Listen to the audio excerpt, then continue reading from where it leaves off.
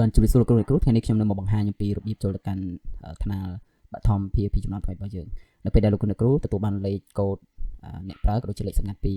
គ្រូ ICT ឬក៏នាយកសាលាអញ្ចឹងលោកគ្រូចូលកាន់ថ្នាលបឋម PHP របស់យើងមកបាទតមកកន្លែងឈ្មោះអ្នកប្រើប្រាស់ឬក៏លេខសម្ងាត់នេះដែលយើងធ្លាប់ធ្វើពីមុនហ្នឹងគឺយកចូលតាមនឹងទេគឺលោកគ្រូចូលទៅកន្លែងសហថ្នាលហើយជ្រើសពាក្យថ្នាលបឋម PHP ចំនួនថ្មីបាទនៅក្នុងនេះខ្ញុំ sign in គណនីអ្នកគ្រូថ្នាក់ទី1ចឹងទៅនៅជាប់ចឹងខ្ញុំចុចចាក់ចេញសិនចឹងបើលោកគ្រូចុចមកគឺវាបង្ហាញចឹងចឹងកន្លែងឈ្មោះអ្នកប្រើប្រាស់នេះលោកគ្រូអាចវាយមកចឹងកន្លែងនេះខ្ញុំបានជ្រើសគណនីមួយហើយបាទបងអ្នកគ្រូដែលខ្ញុំបានបង្ហាញពីមុនតមកយើងដាក់វាយលេខកូដរបស់យើងបាទយើងទទួលបានតមកយើងចុចចូលគណនីបើសិនជាលោកគ្រូប្រើលើទូរស័ព្ទយើងអាច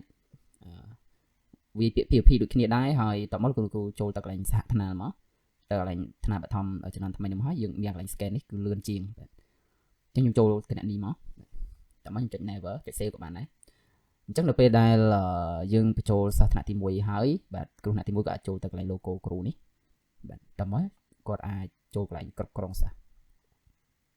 អញ្ចឹងនៅពេលដែលគ្រប់គ្រងសិស្សគឺនៅពេលដែលអ្នកគ្រូគាត់បញ្ចូលសិស្សបានប្រហែលគឺវាបង្ហាញបែបហ្នឹងអញ្ចឹងឥឡូវឈ្មោះសិស្សរបស់យើងអត់មានអត់មានរូបថតអញ្ចឹងអ្នកគ្រូអាចបញ្ចូលរូបថតបានចុចលើឈ្មោះសិស្សហ្នឹងហើយបញ្ចូលមកបំពេញព័ត៌មានអី1 2 3 4តាមហ្នឹងមកតែនេះយើងអត់តបំពេញទេយើងចង់យកគណនីនឹងឲ្យសិស្សប្រើអញ្ចឹង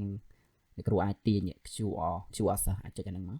បាទអញ្ចឹងនឹងបង្ហាញ QR បាទរបស់កូនសិស្សហើយអាចទាញយកទាំងអស់ឬក៏ទាញម្ដងមួយក៏បានដែរនេះយើងទាញជារូបថតម្ដងមួយតែបើយើងចង់ទាញជា PDF យើងទាញនេះមកហើយ print ចែកសិស្សបានបាទហើយឲ្យសិស្ស scan តាម PHP ចំនួនថ្មីអត់អាច scan ចេញពី PHP ចំនួនចាស់បានទេអញ្ចឹងមានតែប៉ុណ្្នឹងបែបសម្រាប់ការបង្ហាញរបស់ខ្ញុំតែនៅក្នុងនេះកន្លែងមានបន្ថែមសិស្សករណីអ្នកគ្រូចង់បន្ថែមសិស្សខ្លួនឯងអាចចុចបន្ថែមសិស្សបាន